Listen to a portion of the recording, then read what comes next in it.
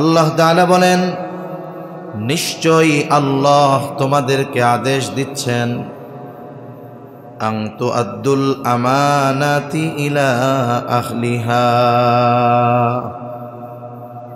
যে আমানত তার হকদারের কাছে ফিরায়া দাও। এই আয়াতটা নাজিল হওয়ার কারণ, শানে নুজুল যেটা নাজিল হওয়ার কারণ, যেটা হাদিসের মধ্যে কয়েকটা পাওয়া যায় এই আয়াত নাজিল হওয়ার কারণ, সেখান থেকে প্রসিদ্ধ একটা কারণ আপনাদের সাথে একটু মুযাকারা করি, তাহলে পরবর্তী আলোচনা আমাদের জন্য বোঝা সহজ হয়ে যাবে। রাসূলুল্লাহ সাল্লাল্লাহু আলাইহি ওয়াসাল্লাম মক্কা থেকে মদিনায় হিজরত করার পূর্বে মক্কায় মুসলমানদের অবস্থা কেমন ছিল এটা আমাদের সবার কম বেশি জানা। ওই জাহেলিয়াতের সময় ইমামদারদের উপরে কত চাপ, কত জুলুম, কত অত্যাচার।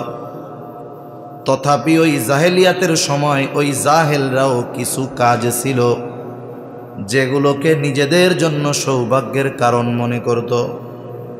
এর মধ্যে একটা ছিল হাজিদেরকে পানি পান করানো, আর একটা ছিল বাইতুল্লাহর চাবি বহনের দায়িত্ব। এই দুই দায়িত্ব যেই গোত্র বা বংশের উপরে থাকত, ওরা ওই সময়ে অন্যান্য গোত্রর মানুষদের চাইতে নিজেদেরকে বেশি মর্যাদাবান, সম্মানিত বলে তারা মনে করত। রাসূলুল্লাহ সাল্লাল্লাহু আলাইহি ওয়াসাল্লাম যখন মক্কায় বাইতুল্লাহর চাবি বহনের দায়িত্ব যেই ব্যক্তির হাতে ছিল তার নাম ছিল ওসমান ইবনে তালহা। ওসমান ইবনে তালহা প্রতি সোম এবং বৃহস্পতিবার বাইতুল্লাহর দরজা খুলে দিতেন, মানুষেরা বাইতুল্লাহর ভিতরে ঢুকত। রাসূলুল্লাহ সাল্লাল্লাহু আলাইহি ওয়াসাল্লাম একদিন ওসমান ইবনে তালহাকে গিয়ে বললেন, ওসমান, আমি একটু বাইতুল্লাহর ভিতরে যেতে চাই, বাইতুল্লাহর দরজাটা একটু খুলে দাও। কারণ সোম এবং বৃহস্পতিবার ছাড়া যদি কেউ বাইতুল্লাহর ভিতরে ঢোকার ইচ্ছা করত, ওসমান ইবনে তালহার কাছ থেকে চাবি নিয়ে বাইতুল্লাহর দরজা খুলে ভিতরে যাইত। কিন্তু নবীজি যখন ওসমান ইবনে তালহার কাছে চাবি চাইল, ওসমান ইবনে তালহা নবীকে চাবি দিল না এবং নবীর জন্য দরজাটাও খুলে দিল না। নবীজি তো একটু কষ্ট পাইছে, কারণ ইসলাম তখন দুর্বল, মুশরিকরা তখন সবল। নবীজি সাল্লাল্লাহু আলাইহি ওয়াসাল্লাম এবার ওসমান ইবনে তালহাকে বলে, ওসমান, আজকে তোমার কাছে আমি চাবি চাইলাম, তুমি আমাকে চাবি দিলা না। অচিরে এমন এক সময় আসবে যখন এই চাবি আমার হাতে থাকবে, আর এই চাবি বহনের জিম্মাদারি সেই দিন আমি যাকে খুশি তাকে প্রদান করব।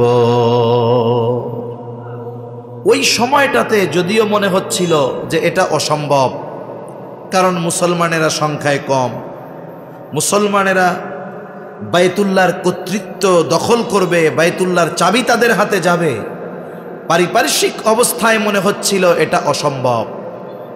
ওসমান ইবনে তালহা হুদাইবিয়ার সন্ধির পরে ঈমান আনছেন, উনিও এই ঘটনা বর্ণনা করছেন। উনি বলতেছে, যদিও ওই সময় মনে হচ্ছিল যে চাবি মুহাম্মাদের হাতে যাবে, ওই সময় মনে হচ্ছিল অসম্ভব, তবে চাবি আমার হাতে আসবে অচিরেই। এ কথা যিনি বলেছেন, গোটা হায়াতে মিথ্যা কথা বহুদূর, উনি একটা অপ্রয়োজনীয় অহেতুক কথা পর্যন্ত বলেন নাই।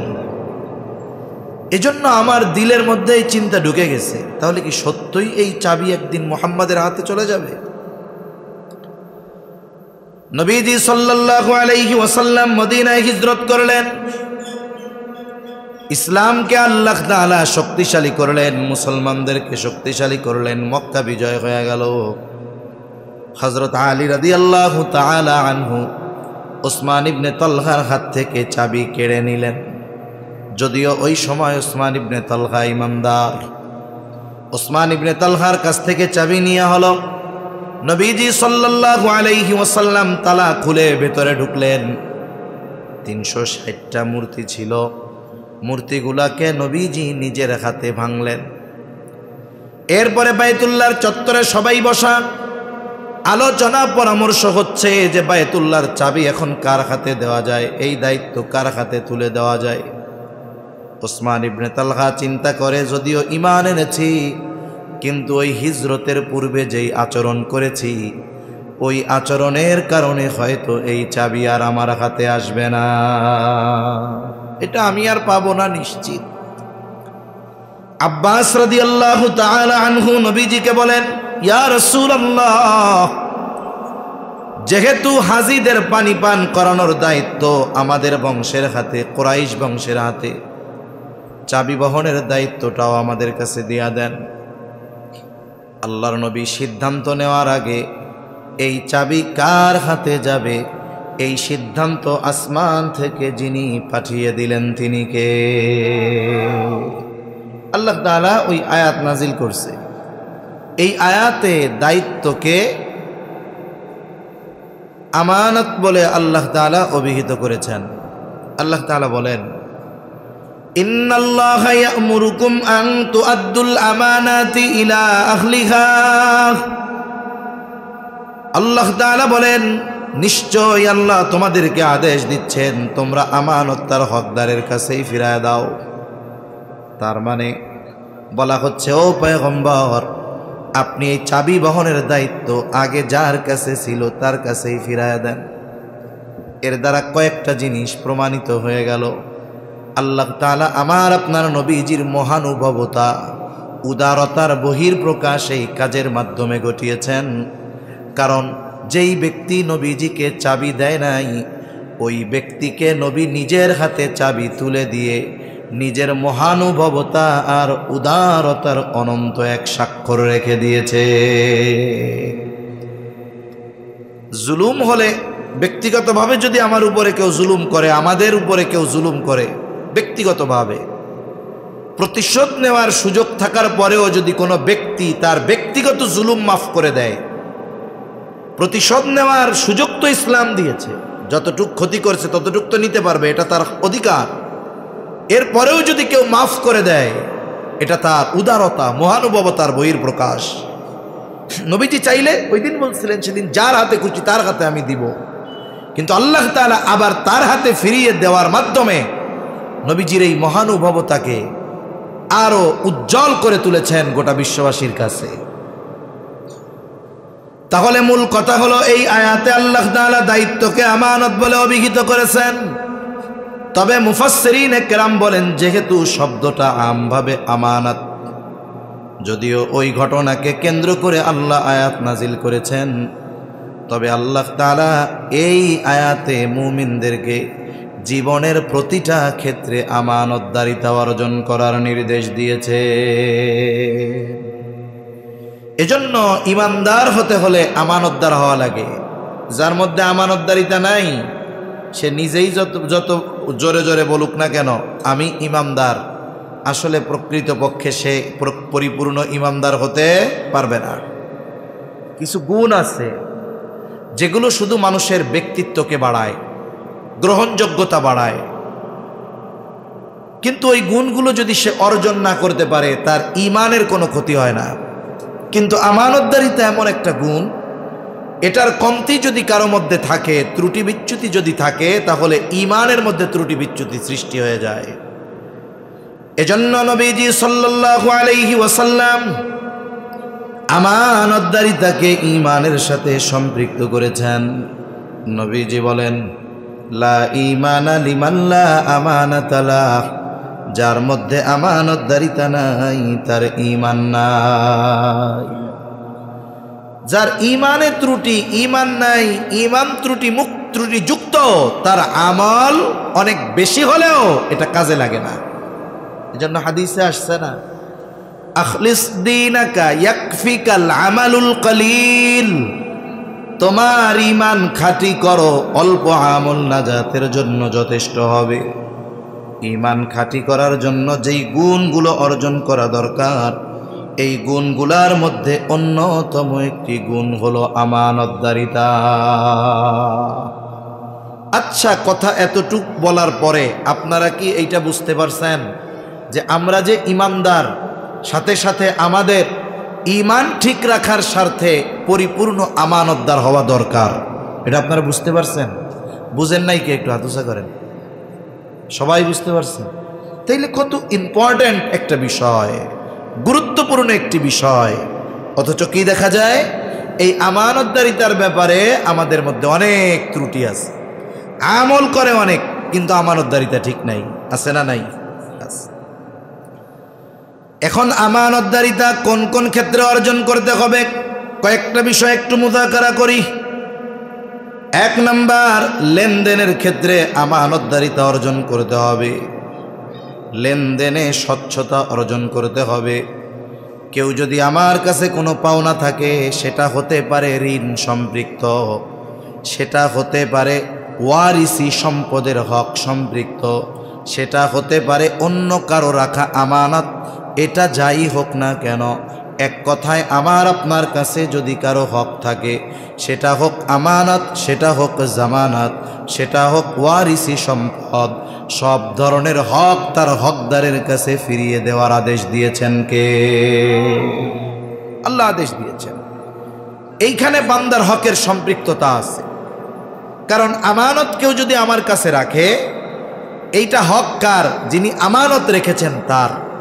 এখন আমি আপনি যদি তার এই সম্পদ খেয়ে ফেলি, এটা ঋণেরও হতে পারে। কেউ আমার কাছে টাকা পায়, আমি খেয়ে ফেললাম, দিলাম না। ওয়ারিসি সম্পদ, আমি বড় ভাই, বোনদেরগুলো খেয়ে ফেললাম, দিলাম না।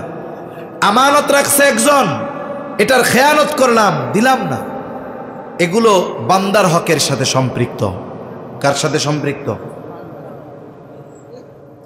কিয়ামতের দিন আল্লাহ তাআলা যদি চান, কেউ যদি তার হক নষ্ট করে, আল্লাহ চাইলে সেটা মাফ করে দিতে পারে। কিন্তু কোনো ব্যক্তি যদি বান্দার হক নষ্ট করে, বলে ওই বান্দা যতক্ষণ ক্ষমা করবে না, ততক্ষণ আল্লাহ ক্ষমা করবে না। বান্দার হক নষ্ট করার কারণে কিয়ামতের দিন অনেক তাহাজ্জুদ গুজারি আল্লাহর দরবারে ধরা পড়ে যাবে। হাদিসের মধ্যে আসছে, নবীজি সাল্লাল্লাহু আলাইহি ওয়াসাল্লাম সাহাবায়ে কেরামকে জিজ্ঞাসা করতেছে, তোমরা কি জানো মুফলিস কে? নবীজি সাল্লাল্লাহু আলাইহি ওয়াসাল্লাম জিজ্ঞাসা করলেন, মুফলিস কে? কে হবে সবচাইতে বড় নিঃস্ব কিয়ামতের দিন? সাহাবায়ে কেরাম জবাব দিলেন, আল্লাহ এবং তার রাসূল ভালো জানে। নবীজি এবার বললেন, শোনো, কিয়ামতের দিন সবচাইতে বড় নিঃস্ব মুফলিস হবে ওই ব্যক্তি, বলে যার দুনিয়ায় নামাজ, রোজা, হজ, যাকাত, নফল ইবাদত, দান, সাদাকা কোনো কিছুর অভাব নাই। তবে দুনিয়ায় একটা অভাব তার মধ্যে ছিল, একটা বদ স্বভাব ছিল, যে সে দুনিয়ায় মানুষের হক নষ্ট করত। কারো জমি নিত দখল দিয়া, কারো সম্পদ টাকা পয়সা জোর করে নিয়ে নিত, আবার বন্ধের সম্পদ, ওয়ারিসি সম্পদ, আত্মীয় স্বজনের এইরকম হাজি নামাজি লোক, এই ধরনের বদ অভ্যাস আছে। এমন লোক সমাজে আছে না নাই? তাহাজ্জুদ পড়ে বোনের সম্পদ মেরে খেয়ে বের হইছে। এই ধরনের মানুষের অবস্থা কিয়ামতে কি হবে? ও তো পাহাড় পরিমাণ নেকি নিয়ে উঠবে আল্লাহর সামনে। ও নেকি দেখে মনে করবে আমার জান্নাতে যাওয়া কে ঠেকায়। কিয়ামতের দিন আল্লাহ তাআলা ইনসাফের দাড়িপাল্লা কায়েম করবে, ন্যায় বিচারের আদালত প্রতিষ্ঠা করবে আল্লাহ। দুনিয়ায় যারা ন্যায় বিচার বঞ্চিত হয়েছে, ওই দিন আল্লাহ তাআলা তাদের ন্যায় বিচার দিবে। ওই ব্যক্তি জান্নাতে যাওয়ার জন্য অপেক্ষমান। এই বুঝি আল্লাহ আদেশ দেয়, বান্দা যাও, পাহাড় পরিমাণ নেকি, তুমি জান্নাতে চলে যাও। আল্লাহ তাআলা অনুমতি দেওয়ার পূর্বে ওই ব্যক্তি দুনিয়ায় যাদের হক নষ্ট করেছিল, একের পর এক আল্লাহ তাআলার কাছে এসে ওই ব্যক্তির ব্যাপারে অভিযোগ দায়ের করবে এবং তাদের হক আল্লাহ তাআলার নিকটে আদায় করে দিতে বলবে। আল্লাহরে বলবে, আল্লাহ দুনিয়ায় তো ন্যায় বিচার পাই নাই, আপনি আজকে আমাদের হকটা আদায় করে দেন। আল্লাহ জিজ্ঞাসা করবে যে তুমি কি দুনিয়ায় এদের হক নষ্ট করছো? মিথ্যা বলার কোনো সুযোগ নাই। ও স্বীকার যাবে, হ্যাঁ হক নষ্ট করেছি। আল্লাহ বলবেন দাও, হক আদায় করে দাও। বলেন তো কিয়ামতের ময়দানে টাকা আছে নাকি? জমি আছে নাকি? কোনো কিছুই তো নাই কিয়ামতের ময়দানে।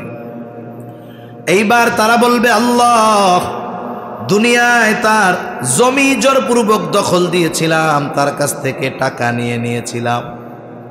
আয় আল্লাহ, এ তো দুনিয়া না, দুনিয়া যদি হতো তার টাকা দিয়ে দিতাম, জমি দিয়ে দিতাম, প্রয়োজনে 100 গুণ দিতাম। এখানে তো কোনো টাকা নাই, জমি নাই। এইবার বাদীও বলবে আল্লাহ, এ তো দুনিয়া না, দুনিয়ায় আমার টাকা দরকার ছিল, জমি দরকার ছিল। আমার আজকে জমিও দরকার নাই, টাকাও দরকার নাই, তবে আমার যেটা দরকার আজকে তার কাছে আছে। বলে আল্লাহ, আমার হক সে তার নেকি দ্বারা আদায় করে দি। ওই যে 10 বার হজে গেছে, ওই সবটা হইলেই হবে। দুনিয়ায় হয়তো কি করছিল, 500 টাকা মেরে খাইছিল, কিন্তু দিয়ে দেয়া লাগবে 10 হজের সওয়াব। অনেক সময় সুযোগ পাইলে অল্প জিনিস দামি হয়ে যায় না? অনেক সময় মানুষ তখন ধরা খায়। আমি একবার ধরা খাইছি, তখন পদ্মা ব্রিজ হয় নাই, ফেরিতে পার হওয়া লাগতো। শীতের সময় যদি একটু কুয়াশা পড়ে, ফেরি বন্ধ। 17 কিলোমিটার নদী মোট পার হওয়া লাগতো ওই সময়, ফেরি বন্ধ। খাওয়া দাওয়ার জন্য ফেরিঘাটে, এগুলা তো কাস্টমার হলো ভাসমান কাস্টমার, এই জন্য দোকানদাররা সুযোগ পাইলে সুন্দর মতো গলা কেটে দেয়, ঠিক না? গলা কাটে। যেমন হাইওয়ের হোটেলগুলা, সারা বাংলাদেশের হাইওয়ের হোটেলগুলা মোটামুটি সভ্য ডাকাত, সভ্য ডাকাত এইগুলা। তা খানা খাবো আমরা, চিন্তা করতেছি সব তরকারি যত সব দাম জিজ্ঞেস করতেছি, ভর্তা কত, মাছ কত, ডাইলও জিজ্ঞাসা করছি ডাইল কত। এখন খানা দানা আমাদের হিসাবে আমরা খাইছি, খাওয়া দাওয়ার পরে বিল হয়ে গেছে হিসাবে গোস্তর সমান। তার ডাইল এত, ভর্তা এত, মাছ এত, বিল হইল কত? এত বিল কেমনে হয়েছে? কয় হুজুর ভাতের প্লেট 100 টাকা। আমরা ভাতের প্লেটের দামটা জিজ্ঞাসা করি নাই, দরাটা খাইছি কই? ভাতের প্লেট, হোটেলের প্লেটগুলো দেখছেন না, ওইটা গর্ত টর্ত নাই, একেবারে সমান, মোটামুটি উপর দিয়া ছিটায়া দিলে এত কয়টা ভাত হইব। এখন যখন কইছে 100, আর কিছু বলার নাই। বুঝছে আমি এত দাম হয়? না না, এত দাম দেন, দেওয়া লাগবে। তো এইরকম দেখেন 10 টাকা প্লেটের ভাত যখন বাটে পড়ে গেছি, 100 টাকা দেওয়া লাগছে। কিয়ামতের ময়দানে দুনিয়ায় অল্প হক নষ্ট করেছে, কিন্তু ও প্রতিদান চাইবে বেশি, ওই দিতে বাধ্য হবে। একের পর এক মানুষ অভিযোগ করবে, আর সে তার ইবাদতের সওয়াবগুলো দিয়ে হক আদায় করতে থাকবে। একটা সময় তার নেকি শেষ, কিন্তু অভিযোগকারীর সিরিয়াল বড় লম্বা। এইবার ওই ব্যক্তি বলবে আল্লাহ, আমার তো সব নেকি শেষ হয়ে গেছে, হক আর কেমনে আদায় করব? বাদীরা বলবে আল্লাহ, নেকি নাই তাতে কি, আমাদের গোনাগুলো নিয়ে আমাদের হক সে আদায় করে দি। এখন কি হবে? যেই লোকটা পাহাড় পরিমাণ নেকের মালিক ছিল, শুধুমাত্র দুনিয়ায় মানুষের হক নষ্ট করার কারণে সব নেকি দিয়ে ওই হকদারদের গোনা নিয়ে পাহাড় পরিমাণ গোনা এখন তার উপরে চেপে বসবে। এজন্য আমাদের দুনিয়া থেকে যাওয়ার সময় কেউ যেন এই কথা আমার আপনার ব্যাপারে না বলতে পারে যে এই লোকটা আমার ওই টাকাটা মাইরা গেছে, এই লোকটার কাছে আমি এটা পাওনা ছিলাম, এই লোকটা আমার জমি এতটুক জবরদখল করে খেয়েছে। আমল কম হোক, কোনো মানুষ যেন এই কথা না বলতে পারে। জীবনটা এভাবে গড়া দরকার, জীবনটা এভাবে গড়া দরকার। আমল একটু কম হোক। মানুষের সাথে মানুষের হক কত জটিল জানেন? আল্লাহ রাসূল সাল্লাল্লাহু আলাইহি ওয়াসাল্লাম এক হাদিসের মধ্যে বলেন, ওই দিন আসার আগে তোমরা সতর্ক হও, যেই দিন আল্লাহ তাআলা বাদী বিবাদীর মধ্যে ফয়সালা করে দিবে। দুনিয়াতে কেউ যদি অন্যায়ভাবে কাউকে কথার দ্বারাও একটা কষ্ট দিয়ে থাকে, নবীজি বলেন কিয়ামতের দিন আল্লাহ তাআলা এই বিষয়ের ব্যাপারেও ফয়সালা দিবে। আমি একজন মুরব্বীর সাথে খারাপ আচরণ করছি বিনা কারণে, ওনার হক ছিল আমার কাছে ভালো ব্যবহার পাওয়া, কিন্তু আমি ওনার সাথে কি করলাম? খারাপ আচরণ। ক্ষমাও চাইতে পারলাম না, মাপও চাইলাম না। বলে এই যে হক নষ্ট করেছি তার খারাপ ব্যবহারের মাধ্যমে, এই বিষয়টার ব্যাপারেও কিয়ামতের দিন ফয়সালা দিবেন কে? আল্লাহ দিবেন। এই জন্য সাবধান, বিশেষ করে বান্দার হক সম্পৃক্ত এই বিষয়গুলোর ব্যাপারে আমরা সতর্ক থাকব। মূল কথা, লেনদেনে স্বচ্ছ থাকবো। লেনদেনে কি থাকবো? সর্বোচ্চ স্বচ্ছ থাকবো, সেটা আমানতদারিতা হোক বা অন্য কোনো বিষয়ের সাথে সম্পৃক্ত হোক। 2 নাম্বার দায়িত্ব আমানত। যেই দায়িত্বকে আল্লাহ তাআলা এই আয়াতে আমানত বলে অভিহিত করেছেন, বলে দায়িত্ব আল্লাহর পক্ষ থেকে নেয়ামত, তেমন আল্লাহর পক্ষ থেকে দায়িত্ব বড় এক আমানত। এখন তো এমন এক জামানা, যেই জামানায় মানুষ দায়িত্ব নেওয়ার প্রতিযোগিতা করে। বলে সাহাবায়ে কেরামের অবস্থা এমন ছিল, দায়িত্ব নেওয়া তো বহুদূর, দায়িত্ব দেওয়া হতে পারে এমন কথা শুনে এলাকা ছেড়ে চলে গেছে। আবু যর গিফারি রাদিয়াল্লাহু তাআলা সাহাবায়ে কেরামের মধ্যে অন্যতম এক বুজুর্গ ব্যক্তি ছিলেন। এক মজলিসে আলোচনা হচ্ছে যে রাষ্ট্রীয় এই দায়িত্বটা আবু যর গিফারিরে দিলে ভালো হয়। এক মজমায় আলোচনা উঠছে, মাশওয়ারা করে, 10 জন বসে, 10 জনের মত দেয় না যে এটা করলে ভালো হয়, ওইটা করলে ভালো হয়। আলোচনা হয়েছে, তবে এখনো কোনো সিদ্ধান্ত হয় নাই। ওই মজলিসের একজন আবু যর গিফারিরে এসে বলতেছে, আবু যর, রাষ্ট্রীয় ওই বিষয়ের দায়িত্ব প্রদানের ব্যাপারে তোমার নামটা উল্লেখ করা হয়েছে, তোমার ব্যাপারে আলোচনা হয়েছে, এখনো কিন্তু সিদ্ধান্ত হয় নাই। এই খবর যখন ওনারে দিছে, ওনার রাতের ঘুম হারাম হয়ে গেছে। কোন চিন্তায়? যে দায়িত্ব দেওয়ার আলোচনা চলতেছে, যদি দায়িত্ব দিয়ে দেয় তাইলে কি হবে, এই চিন্তা করে উনি রাতের আধারে এলাকা ছেড়ে চলে গেছে। যে দায়িত্ব যদি দিয়ে দেয়, এরা দায়িত্বকে কত বড় আমানতার ওজনদার বস্তু মনে করত। কিন্তু জামানার পরিবর্তন, এখন মানুষ দায়িত্ব কিনে নেয়, দায়িত্ব জোর করে নেয়, চেয়ে নেয়, প্রয়োজনে হত্যা করে দায়িত্ব গ্রহণ করতে চায়। ঠিক কিনা বলে? হত্যা করে হলেও দায়িত্ব নিতে হবে, ঘুষ দিয়ে দায়িত্ব নিতে হবে। দায়িত্ব নেওয়ার প্রতিযোগিতা চলে, কোটি কোটি টাকা দিয়ে দায়িত্ব কিনে। ঠিক কিনা বলেন? কিনে। যখন দলীয় মার্কায় ইউনিয়ন পরিষদ নির্বাচন শুরু হয়েছে, মনে করেন এমপি ইলেকশন, জাতীয় নির্বাচন যেটা, ওখানে তো প্রত্যেকটা দল তার প্রার্থী দেয়, ওইখানে এক বিষয়। কিন্তু ইউনিয়ন পরিষদে একটা সময় মানুষের দল না, ব্যক্তি বাছাই করার সুযোগ ছিল, যখন দলীয় মার্কা ছিল না। কিন্তু যখন দলীয় মার্কা দিল, সবাই চিন্তা করে যেই দল ক্ষমতায়, ওই মার্কা যদি পাওয়া যায় তাইলে জয়ী হওয়া নিয়ে আর কোনো টেনশন নাই, ভোট কারো দেওয়া লাগবে না, রাতের বেলা শয়তান আইসা ভোট বাক্স ভর্তি করে দিবে, আমার কোনো টেনশন নাই, খালি মার্কা কিনতে হবে। তা যেহেতু মার্কা পাইলে জয় নিশ্চিত, এজন্য মার্কার ডিমান্ডটাও একটু বেশি ছিল আর কি। এমপি সাহেবের কাছে এক ইউনিয়নের 20 জন আবেদন করছে, এমপি সাহেব আমি আপনার খাস লোক, মার্কাটা আমারে দেন। এখন বাজারে পণ্য হলো একটা, ক্রেতা হলো 15 জন, তখন এই পণ্যটার দাম আর 20 টাকা থাকবে না, এটা 20,000 টাকাও হয়ে যেতে পারে। তখন সবার চাহিদা তখন কি হয়, নিলাম দেখছেন, নিলামে উঠায়। এখন নিলামে উঠতে উঠতে ওই নির্দিষ্ট দলের মার্কার দাম উঠছে 3 কোটি না 5 কোটি টাকা। তার মানে নমিনেশন পাবে যে মার্কা যে পাবে, তাকে উপর মহলে দিতে হবে কয় কোটি? 5 কোটি। কয় কোটি? 500 লাখ। কয়শো লাখ? 500 লাখ। যে পরিমাণ টাকা দেশ থেকে পাচার হয়েছে, ওই 2-4-5 কোটি টাকা না থাকলেও আমাদের কাছে কাগজের মতো লাগে, ঠিক না? এখন ওই লোক 5 কোটি টাকা দিয়ে নির্দিষ্ট একটা দলের মার্কা নিছে। এখন উনি নির্বাচনের আগে পোস্টার ছাপায় না? পোস্টার কি লেখা থাকে? আসন্ন এত নং ইউনিয়ন পরিষদ নির্বাচনে চেয়ারম্যান পদপ্রার্থী হিসাবে অমক ভাইকে তমক মার্কায় ভোট দিয়ে অত্র ইউনিয়নের জনগণের সেবা করার সুযোগ দিন, এরকম লেখা থাকে না? এখন উনি পোস্টারে কি লিখছে? উনি চেয়ারম্যান হয়ে জনগণের কি করতে চায়? সেবা করতে যায়। আমারে কন্ত যেই লোক 5 কোটি ঘুষ দিয়া মার্কা কিনতে পারে ওই লোকের জনগণের সেবা করার জন্য চেয়ারম্যান হওয়ার দরকার আছে? নাই।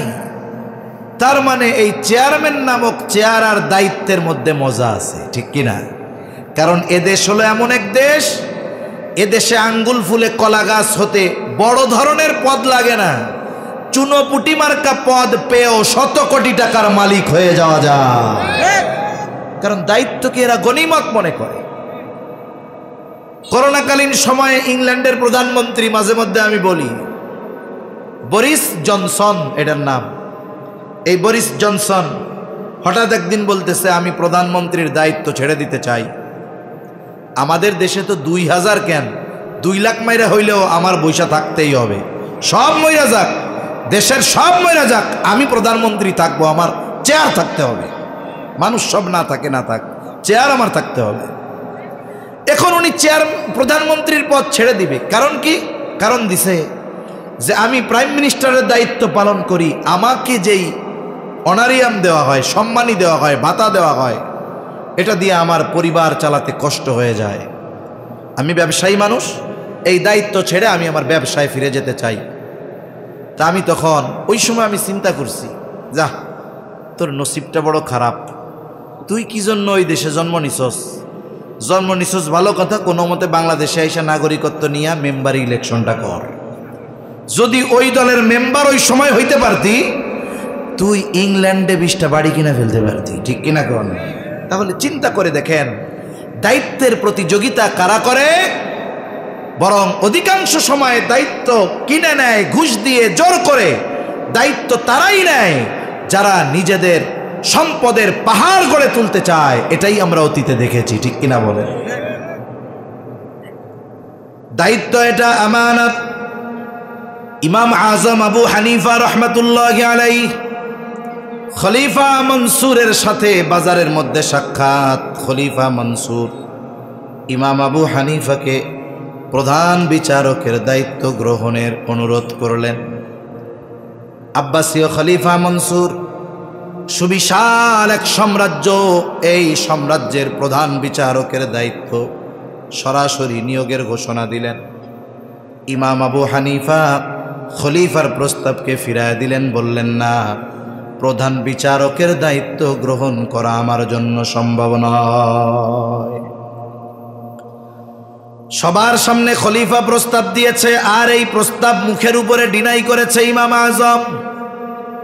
খলিফার ইগোতে লাগছে, আত্মমর্যাদায় আঘাত লেগেছে। হাতের মধ্যে চাবুক ছিল, চাবুক দিয়ে একটা বাড়ি মেরে দিয়েছে। খলিফা মনসুর রাগান্বিত হয়ে আঘাত করেছে। খলিফা মনসুর রাজপ্রাসাদে ফিরে গেল। মনসুরের চাচা বলে, মনসুর তুমি কাজটা ভালো করো নাই, ইমাম আবু হানিফার গায়ে আঘাত করেছ, কাজটা ভালো করো নাই, তুমি তার কাছে ক্ষমা চাও। মনসুর যখন আঘাত করেছে তখন ছিল রাগান্বিত, অহংকারে সে রাগ দেখায় বাড়ি মারছে। এখন রাগ নাই, মেজাজটা ঠান্ডা, কিন্তু ক্ষমা চাইতে যাবে এটা তার কাছে লজ্জা লাগতেছে। রাগের মাথায় বাড়ি মারছে, তখন লজ্জা লাগে নাই, কিন্তু ক্ষমা চাইতে যাবে এটা তার জন্য লজ্জাকর মনে হচ্ছে। এজন্য একটা মূলনীতি জীবনের জন্য আমরা রাখবো, কোনো সময় রাগান্বিত অবস্থায় সিদ্ধান্ত নিতে হয় না, কারণ রাগান্বিত অবস্থার সিদ্ধান্ত অধিকাংশ সময় ভুল হয়।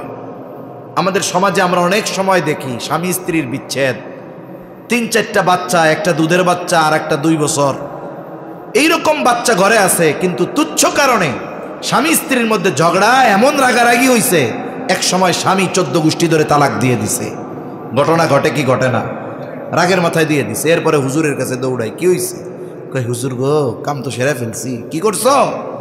বলে এটা তো করে ফেলছি। কেন করছো? কই হুজুর রাগের মাথায় করছি। হুজুর রাগের মাথায়? এ কাম তো রাগের মাথায় করে। খুশি হইয়া আনন্দের ঠেলায় কেউ বউরে ছাইড়া দেয়, এরকম ঘটনা কোনোদিন শুনছেন নাকি আপনারা? তাহলে রাগ উঠলে কি করতে হবে? তখন রাগ যখন উঠে, শয়তান তখন ওই রাগের মধ্যে পেট্রোল ঢালে। কোনো জায়গায় যদি আগুন লাগে, পানি দরকার না? এখন আর একজন চিন্তা করছে, এই কেরাসিন তেল, পেট্রোল, এটাও তো পানির মতো, ধুমসে দোকানের থেকে আইনা ওর মধ্যে ঢেলে দিচ্ছে। আগুন কি নিববে না আরো বাড়বে? শয়তান তখন এসে আগুনে ঘি ঢালে।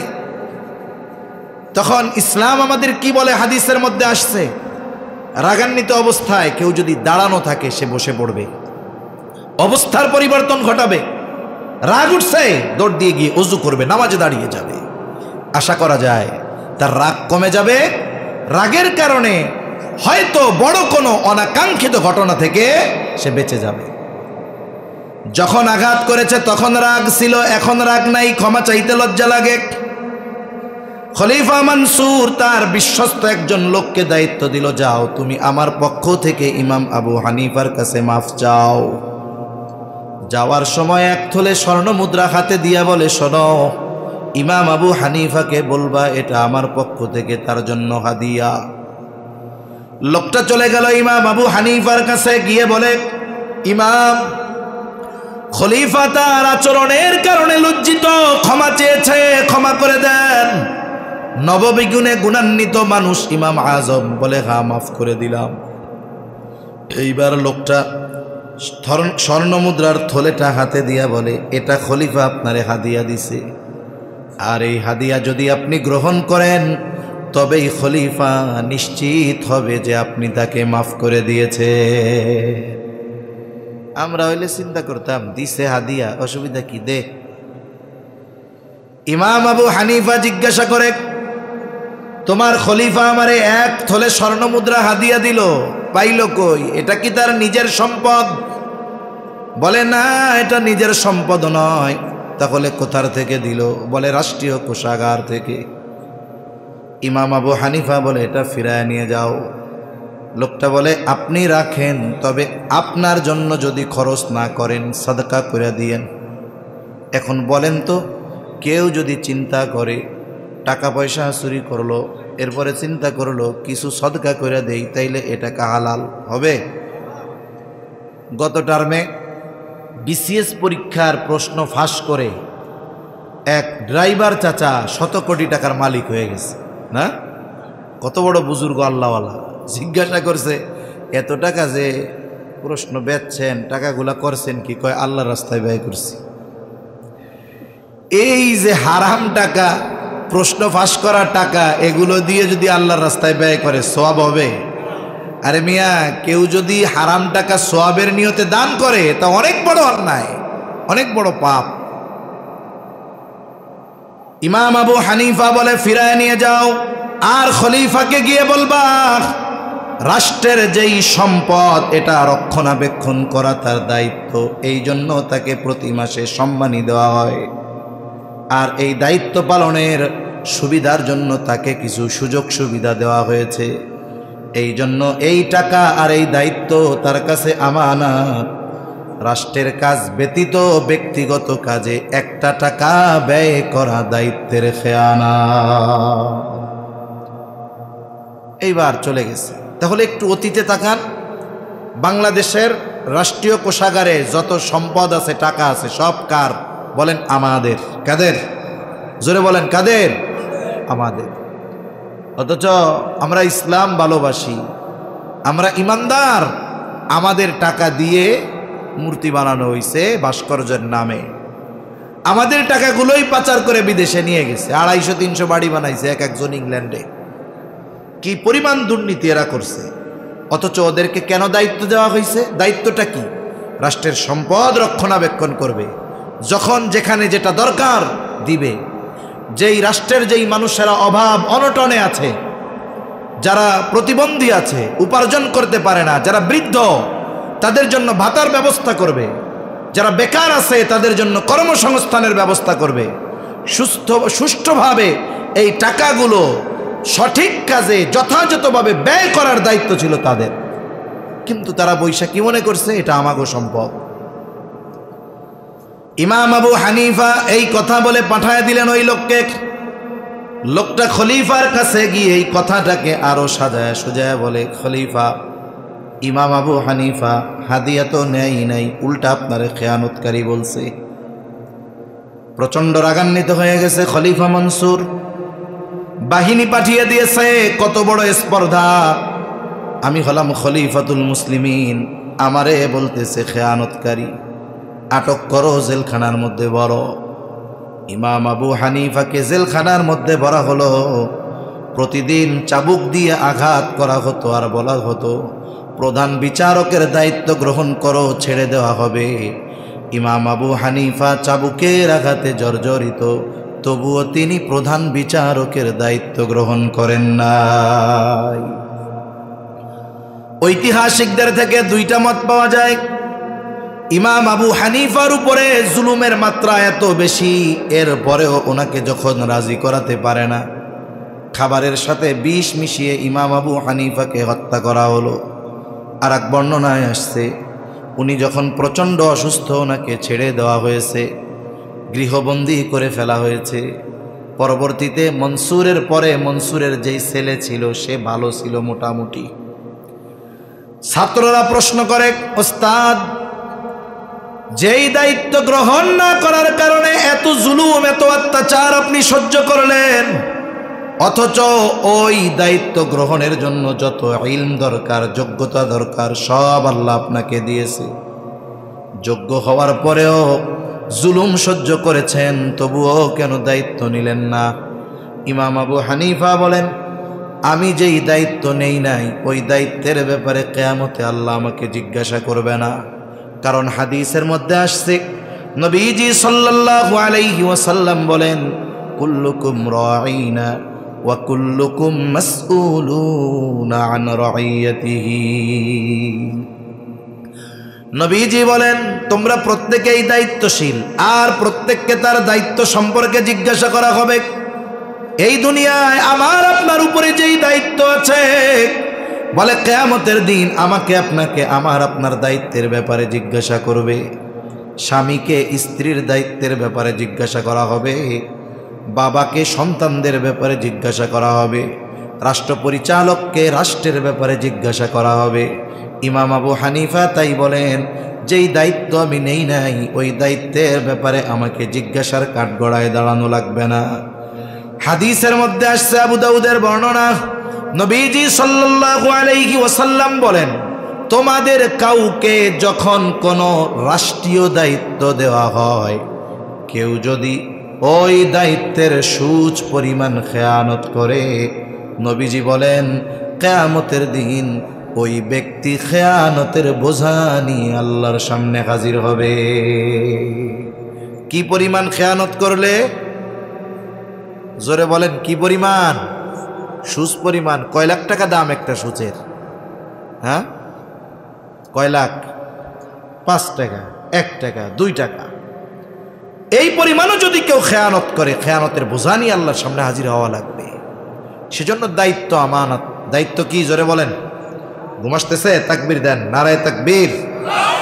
আরো জোরে দেন, নারায়ে তাকবীর। এখন আমরাও তো আমানতদার শাসক চাই, চাই কি চাই না? আমাকে আমানতের কি অবস্থা রে দেখতে হইব না? প্রজা যেমন শাসক তেমন, প্রজা যেমন শাসক তেমন।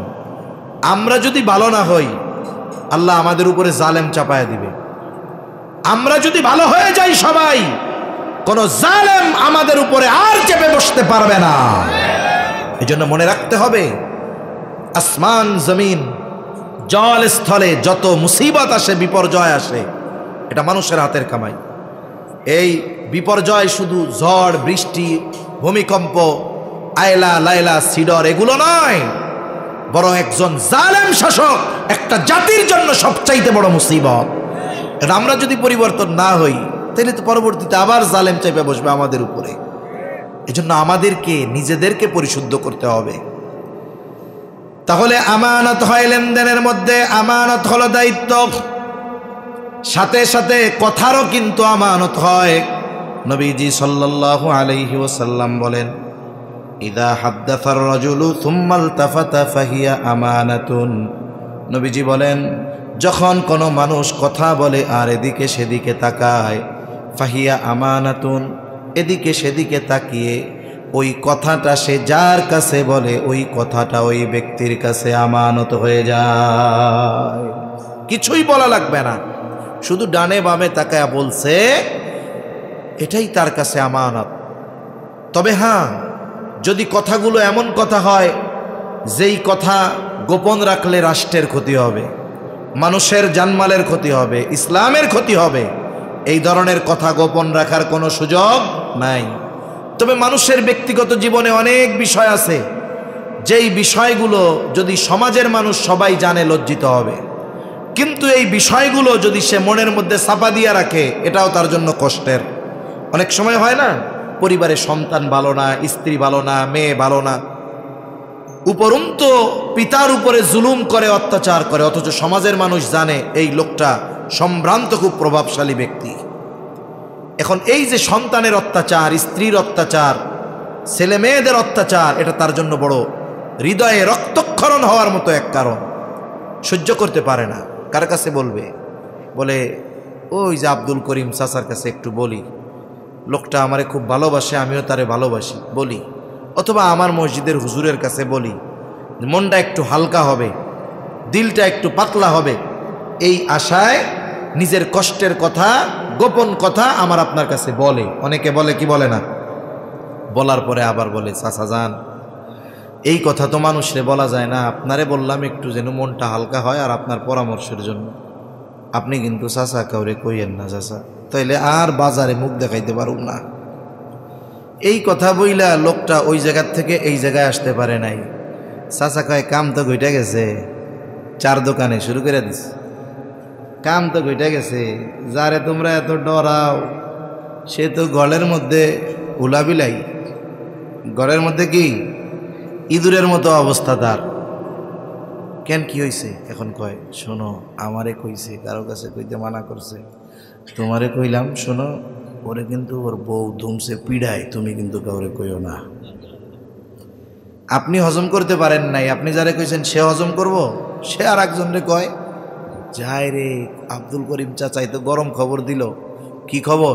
কয় অমুকের কি হেডাম। কিন্তু কাহিনী জানোস নি? কি কাহিনী? চাচা তোর মিথ্যা কথা কইব না। না না, নামাজি মানুষ তো, তাহাজ্জুদ নামাজও পড়ে, হজ করে আইছে 3 বার। ওরে বাবা! তাই চাচা আমারে কইছে, কারো কাছে কইতে মানা করছে, অমুকের নাকি তার বউ ধইরা ধুমছে পিড়ায়। এইভাবে একের পর এক যেই কথা কারো কাছে বলা মানা ছিল, সকালের কথা দুপুরে 100 জনের কাছে পৌঁছায় গেছে। যে যারে কয় খালি কি কয়, তোমারে বললাম তুমি কিন্তু কাউরে কইও না। কয় না এরকম? কয় তো।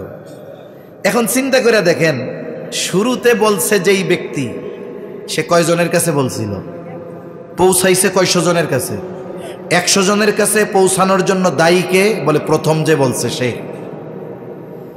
নবীজি সাল্লাল্লাহু আলাইহি ওয়াসাল্লাম বলেন, যখন কারো দ্বারা কোনো ভালো কাজের সূচনা হয়, ওই ভালো কাজ যতজন করে আর যতদিন চলে, ওই সকলের ভালো কাজের সমপরিমাণ সওয়াব যার দ্বারা ভালো কাজের শুরু হয়েছে তার আমলনামায় যোগ হয়ে যায়। আবার যদি কারো দ্বারা কোনো মন্দ কাজের সূচনা হয়, ওই মন্দ কাজ যতজন করে আর যতজন চলে, সর্বপ্রথম মন্দ কাজের সূচনার দ্বারা সংগঠিত হয়েছে। কিয়ামত পর্যন্ত যত অন্যায় হত্যাকাণ্ড সংগঠিত হবে, সব হত্যাকাণ্ডের সমপরিমাণ গুনাহ আদম আলাইহিস সালামের ওই হত্যাকারী সন্তানের আমলনামায় যোগ হয়ে যাবে। এজন্য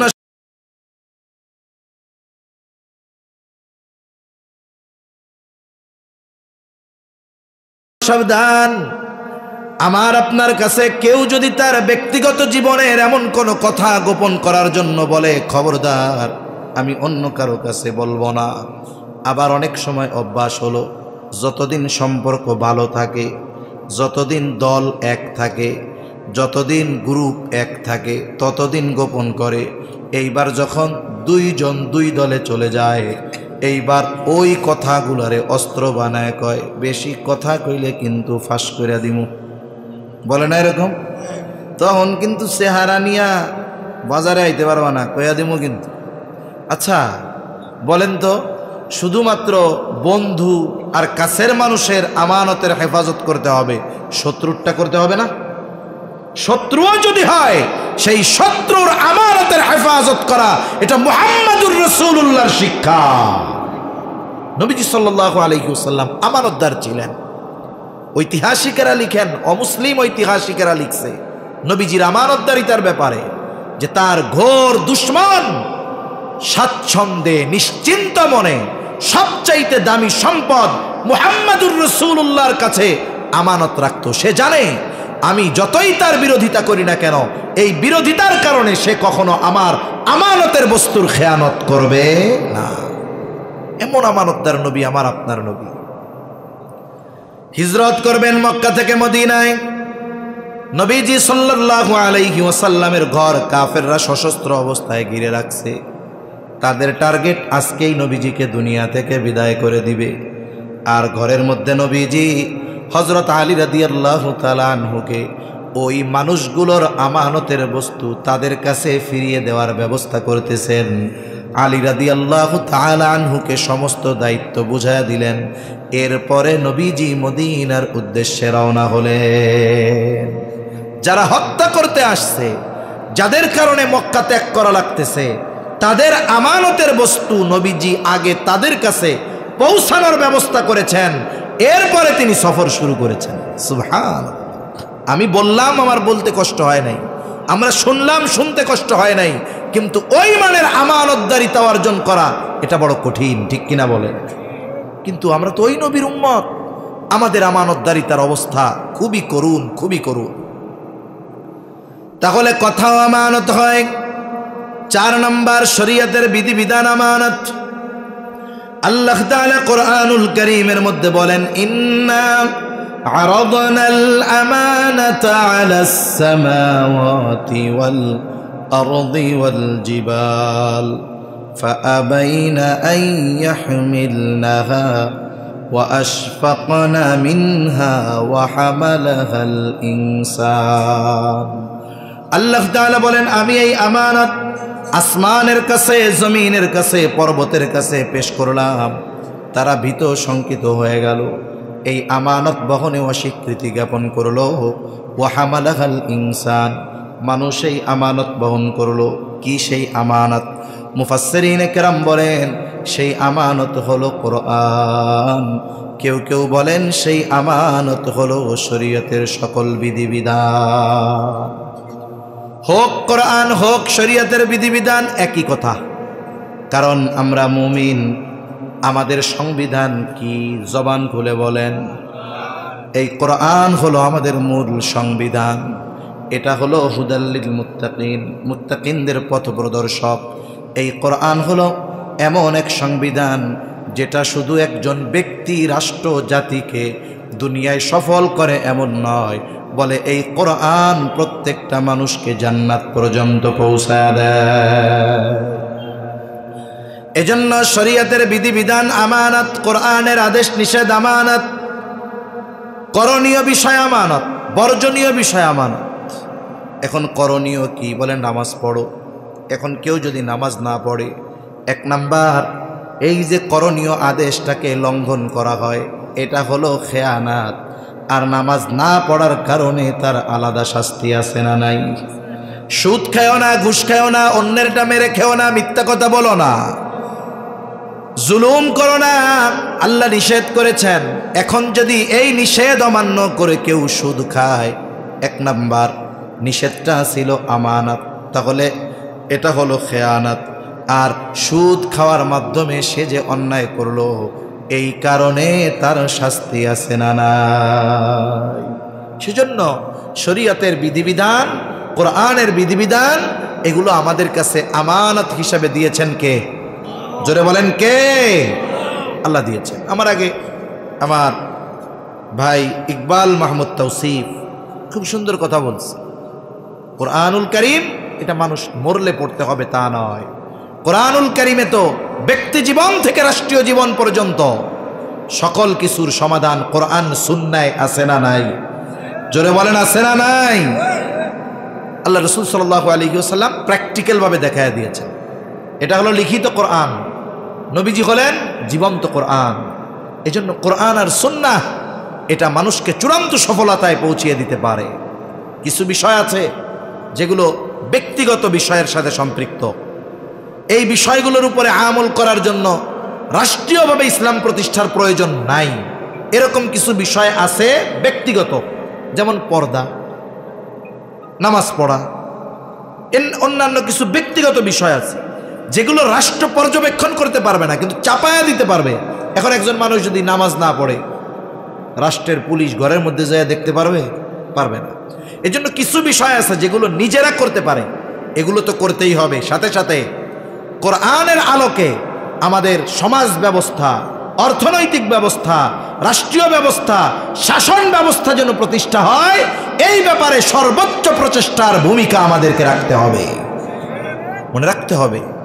যদি আমি আপনি যেগুলো ব্যক্তিগতভাবে কোরআন সুন্নাহর আমল বাস্তবায়ন করা সম্ভব সেগুলো না করি, আর যেগুলো রাষ্ট্রীয়ভাবে করার দরকার কোরআনের আইন, ওগুলোর ব্যাপারে যদি সর্বোচ্চ প্রচেষ্টা না করি, কিয়ামতের দিন আল্লাহর সামনে আমাকে আপনাকে অপরাধীর কাঠগড়ায় দাঁড়ানো লাগবে। সেজন্য মনে রাখতে হবে এই কোরআন আমাদের কাছে আমানত। এটা শুধু পড়ার জন্য দেওয়া হয়েছে তা না, কোরআন সুন্নাহর আলোকে গোটা রাষ্ট্র ব্যবস্থা, সমাজ ব্যবস্থা, ব্যক্তিগত জীবন, পারিবারিক জীবন, অর্থনৈতিক জীবন, প্রত্যেক জায়গায় কোরআন সুন্নাহর আলোকে পরিচালনার জন্য আল্লাহ আমাদেরকে দায়িত্ব দিয়ে পাঠিয়েছেন, ঠিক কিনা বলেন? মনে রাখতে হবে আমাদের।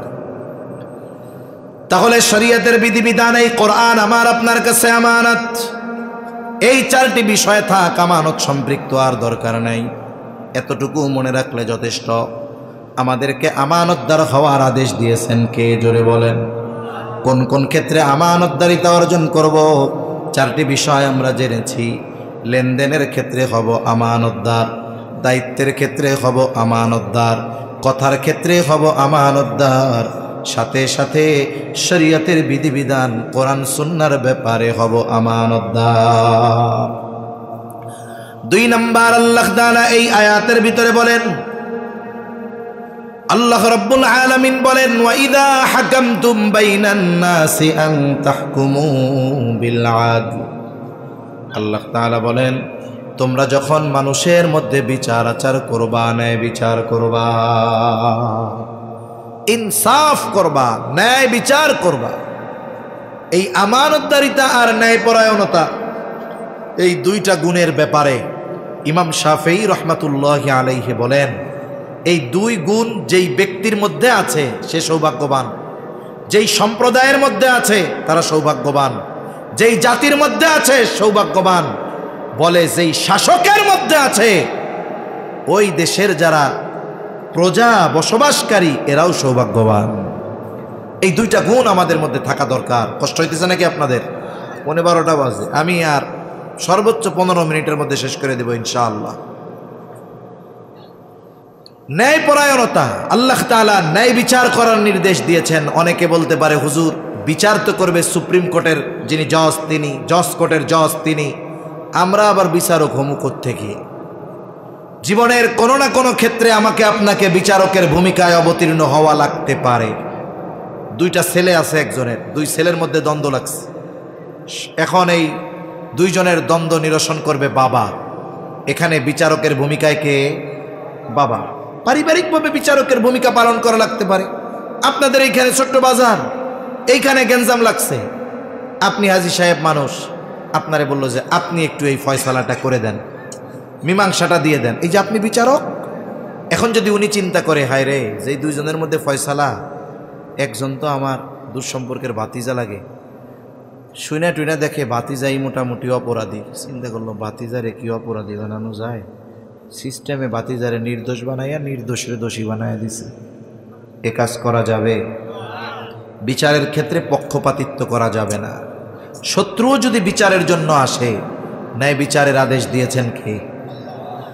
আল্লাহ তাআলা বলেন, ওয়ালা ইয়াজরিমান্নাকুম শানাআনু কওমিন আলা আল্লা তা'দিলু ই'দিলু হুয়া আকরাবু লিত্তাকওয়া।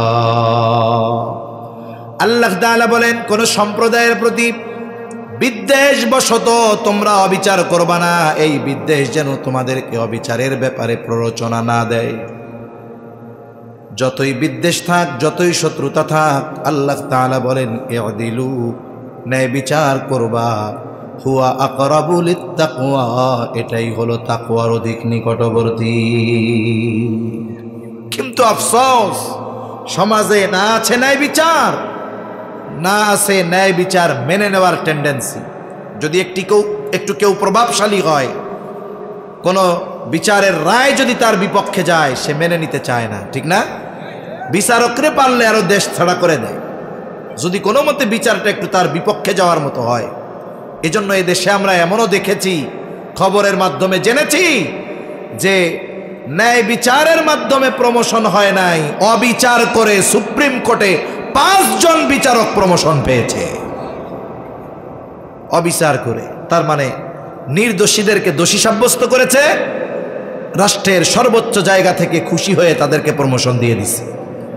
আর যারা ন্যায়ের পক্ষে থেকেছে, হকের পথে থেকেছে, যাদেরকে দিয়ে মিথ্যা রায় দেওয়ানো যায় নাই, এদেরকে বসায় রাখছে। জুনিয়র সিনিয়র হয়ে গেছে, লজ্জায় এমনি অবসর নিয়ে নিছে চাকরি থেকে।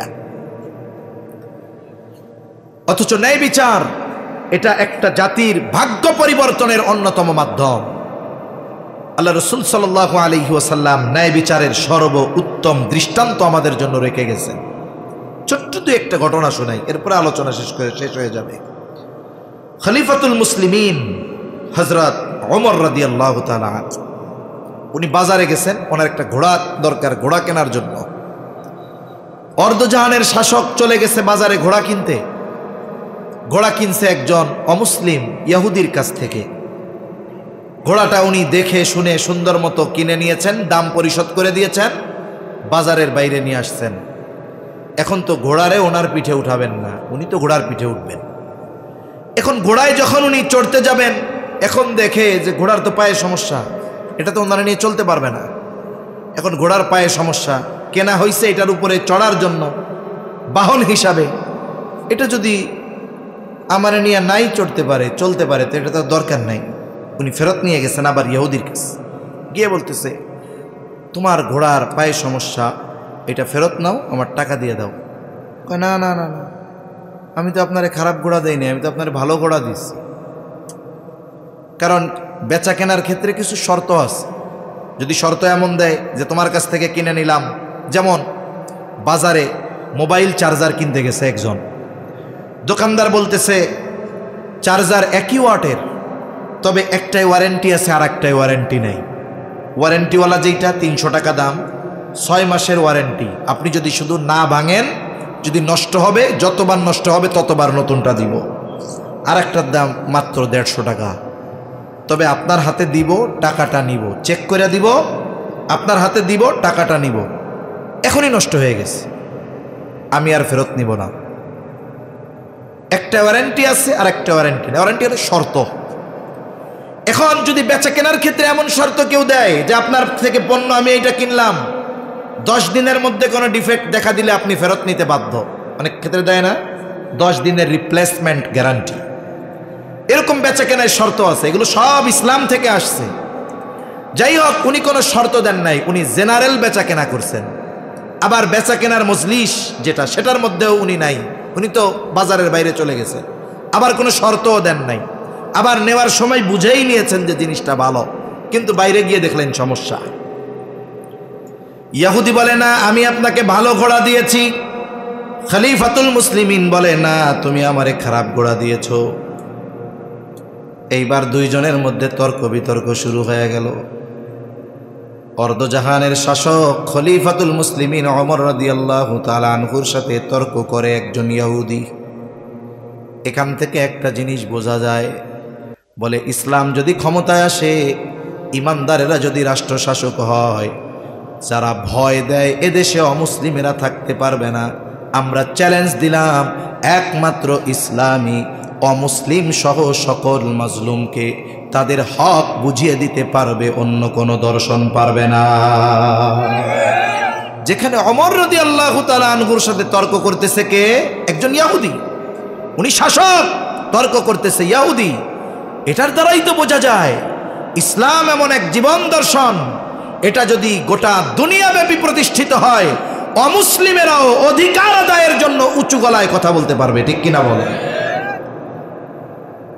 দুজনের মধ্যে তর্ক শুরু হয়ে গেছে। ওমর রাদিয়াল্লাহু তাআলা আনহু এবার ইহুদিকে বলে, তোমার সাথে আমার এই দ্বন্দ্ব নিরসনে তৃতীয় আরেকজনকে ফয়সালাকারী হিসাবে সাব্যস্ত করো। ইহুদি নিজের ধর্মের কাউকে ফয়সালাকারী বানায় নাই, একটু পরে তাকায় দেখে শুরাইহকে দেখা যায়। বলে খলিফা, আমার আর আপনার মধ্যে শুরাইহ যেই ফয়সালা দিবে সেটা আমরা মেনে নিব। বলে হ্যাঁ। শুরাইহকে বলা হলো এই সমস্যা ফয়সালা করো। বিচারকের প্রথম কাজ হলো একেবারে একাগ্রতার সাথে বাদী আর বিবাদী উভয়ের কথা শ্রবণ করা। আমাদের দেশের বিচারকেরা কি করে? বলে সরকার যদি বাদী হয়, বিবাদী যদি নির্দোষ হয়, কথাই কইতে দেয় না, ঠিক না? কোনো কথাই ওর বিচারকের কান পর্যন্ত যাইতে দিবে না। অথচ বিচারকের জন্য নবীজির নির্দেশনা, নিজ কানে বাদী বিবাদী উভয়ের কথা শুনতে হবে, স্টেটমেন্ট শুনতে হবে, এরপরে নিরপেক্ষতার সাথে এটার বিচার করতে হবে, ফয়সালা দিতে হবে। শুরাইহ দুইজনের কথাই শুনছে। এবার খলিফাতুল মুসলিমিনকে জিজ্ঞাসা করে, আপনার কি চাওয়া? বলে আমার চাওয়া হলো সে ঘোড়াটা ফেরত নিবে। এবার শুরাইহ বলে, খলিফাতুল মুসলিমিন, সে ঘোড়া ফেরত নিতে বাধ্য, তবে আমার আপনার কাছে কিছু জানার আছে। আপনি যখন তার থেকে ঘোড়াটা বুঝে নিয়েছেন তখন কেমন ছিল? বলে মূল্য পরিশোধ করে। যখন আমি ঘোড়াটা বুঝে নিয়েছি তখন সেটা ভালো ছিল, তবে এই ত্রুটি আপনার কাছে ধরা পড়েছে কখন? বলে বাজারের বাহিরে গিয়ে যখন ঘোড়ায় উঠতে গিয়েছি তখন। আমি বুঝে নিয়েছি ভালো, সমস্যা বাজারের মধ্যেও পাই নাই, পাইছি কোথায়? বাজারের বাইরে। এবার শুরাইহ রায় দিয়ে দিল, খলিফাতুল মুসলিমিন, ইহুদি আপনার ঘোড়া ফেরত নিতে বাধ্য, তবে আপনি বলেছেন ঘোড়া ফেরত নিতে বাধ্য, আপনি বলেছেন সমস্যা পেয়েছেন বাইরে। যেহেতু আপনি তার কাছ থেকে ঘোড়া ভালোভাবে বুঝে নিয়েছেন, সুতরাং ইহুদি আপনার থেকে এই ঘোড়া ফেরত নিতে বাধ্য নয়। রায় কার পক্ষে গেছে? খলিফার বিপক্ষে গেছে, ইহুদির পক্ষে গেছে। আমাদের দেশের প্রধানমন্ত্রী লাগবে না, ইউনিয়নের কোনো সামসার বিরুদ্ধে যদি একটু কোনো রায় যায়, ওরে বাবা, খালি কলসি বাজে বেশি, ঠিক কিনা বলেন? ওমর রাদিয়াল্লাহু তাআলা আনহু চুপ, কোনো কথা বলেন না। একটু পরেই বলতেছে, হ্যাঁ শুরাইহ, এটা ন্যায় বিচার। এটা কি? এটাই ন্যায় বিচার। খলিফার বিরুদ্ধে রায় গেছে, ন্যায় বিচার করছে, তিরস্কৃত করে নাই, পুরস্কৃত হয়েছে। খলিফাতুল মুসলিমিন বলে, চলে যাও কুফায়, প্রধান বিচারকের পদ শূন্য, আমি তোমারে নিয়োগ দিয়ে দিলাম, আজকে থেকে তুমি কুফার প্রধান বিচারক। ন্যায় বিচার করছে, খলিফার বিপক্ষে গেছে, পুরস্কার পাইছে। আর আমাদের দেশে ন্যায় বিচার কইরা প্রমোশন পায় নাই, অবিচার করছে, নির্দোষকে শাস্তি দিয়েছে, তাকে গভর্নমেন্ট পুরস্কৃত করে প্রমোশন দিয়ে দিয়েছে। গজব। ও গৌ উপর আসবো না, আমাকে উপরে নাকি? সর্বশেষ হাদিস থেকে একটা ঘটনা শুনে আলোচনা শেষ করে দেই।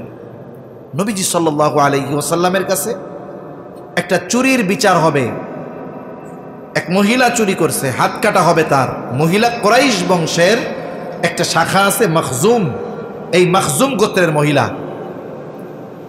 যেহেতু বংশ কুরাইশ, শাখা ভিন্ন, সাহাবা একরাম চিন্তা করতেছে যদি এই মহিলার হাত কাটা যায় তাইলে মুনাফিকেরা বলবে, দেখ এই নবীর বংশের বেডি, এটাও চোর। অনেক সময় মানুষ ব্যক্তির অপরাধকে পুরা বংশের উপরে চাপিয়ে দেয়, করে কি করে না? এক ব্যক্তি চুরি করছে, সে যে বংশের হোক, দায় তো তার। এখন পরের দিন সকালবেলায় ওই চোরের বংশের কেউ যদি বাজারে যায়, আর একজন টিটকারি করে কয়, দেখো ওই যে চোরের বংশের লোক আইতাছে, বলে কি বলে না? ইসলাম থাকলে শাস্তি হইত। ব্যক্তির অপরাধ কেন গোত্রের উপরে চাপায় দিব আমরা? এটা মুনাফিক আর ইহুদিদের স্বভাব ছিল। সাহাবা একরাম চিন্তা করে নবীর কাছে একটু সুপারিশ করে শাস্তিটা একটু কমায় দেওয়া যায় কিনা। কে নবীর কাছে সুপারিশ করবে?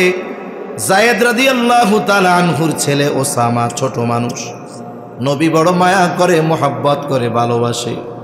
ওসামাকে কয়েকজন শিখায়া দিছে। ওসামাকে বলে, যাও ওসামা, তুমি তোমার নানার কাছে বলবা, নানা যেই মহিলা চুরি করেছে সে কুরাইশ বংশের মহিলা। এতটুকু কথা নবীজির কাছে ওসামা গিয়া বলছে। ছোট মানুষ, নবীজি বুঝতে পেরেছে এই কথা ওসামা নিজের থেকে বলে নাই।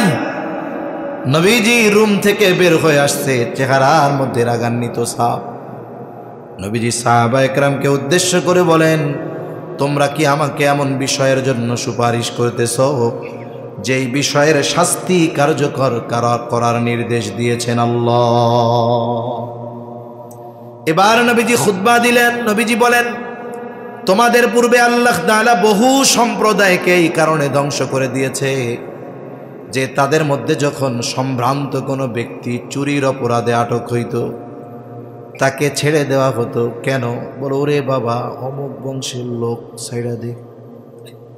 আবার এই একই অপরাধে যখন কোনো দুর্বল ব্যক্তিকে আটক করা হতো তার উপরে শাস্তি কার্যকর করা হতো। এই যে অবিচার, নবীজি বলেন এই কারণে তোমাদের পূর্বে আল্লাহ তাআলা বহু সম্প্রদায়কে ধ্বংস করে দিয়েছে। নবীজি এবার বলেন, আল্লাহর শপথ, লাউ আন্না ফাতেমাতা বিনত মুহাম্মদ সাল্লাল্লাহু আলাইহি ওয়াসাল্লাম সারাকাত লাকাতাতু ইয়াদাহা। নবীজি বলেন, আল্লাহর শপথ, মুহাম্মাদের কন্যা ফাতেমাও যদি চুরি করত অবশ্যই আমি তার হাতটাও কেটে দিতাম। এই যে উত্তম বিচারের, ন্যায় বিচারের দৃষ্টান্ত, শিক্ষা নবীজি আমাদের দিয়ে গেছেন। গোটা পৃথিবীর কোথাও ন্যায় বিচার আছে? জোরে বলেন, আছে? কেন নাই? ইসলাম নাই, তাই ন্যায় বিচার নাই। মনে রাখবেন, মানব রচিত আইনের হাজারো ফাঁকফোকর আছে। এজন্য রাঘব বোয়ালেরা 7 মার্ডার করেও রাজার হালে জেলখানার মধ্যে থাকে, ঠিক কিনা বলেন? কিন্তু ইসলাম এমন এক আইন, ইসলাম এমন এক জীবন ব্যবস্থা, এখান থেকে চুনো পুটিও বের হয়ে যাওয়ার কোনো সুযোগ নাই। এজন্য ইসলাম চায় কারা জানেন? আমার আপনার মতো দুর্বল মানুষরা ইসলাম চায়। বাংলাদেশের 90% মানুষ ইসলাম চায়, কিন্তু আফসোসের ব্যাপার, অতীত সহ বর্তমান শাসকদের অবস্থাও আমরা দেখতেছি, কিন্তু এরা 90% মানুষের চাওয়াকে গুরুত্ব দেয় না। কথা শেষ। তাহলে 2টা বিষয়ের নির্দেশ দিয়েছেন আল্লাহ। কয় বিষয়? আল্লাহ তাআলা বলেন, ইন্নাল্লাহা ইয়া'মুরুকুম আন তু'আদ্দুল আমানাতি ইলা আহলিহা ওয়া ইযা হাকামতুম বাইনান নাসি আন তাহকুমু বিল আদল।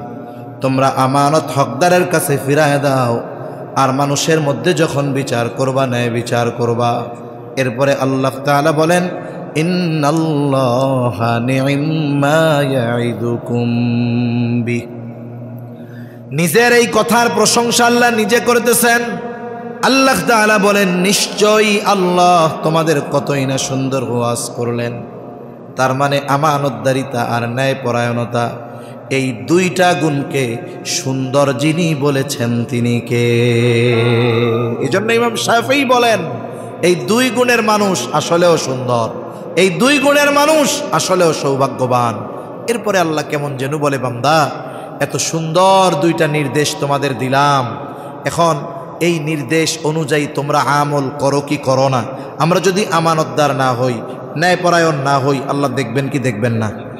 অথবা এই কথাগুলো নিয়ে যদি আমরা কোনো আলোচনা সমালোচনা করি, আল্লাহ শুনবেন কি শুনবেন না?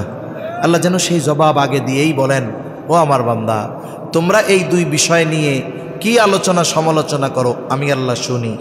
এইগুলোর উপরে আমল করো কি করো না, আমি আল্লাহ দেখি। কেন? ইন্নাল্লাহা কানা সামিআন বাসীরা।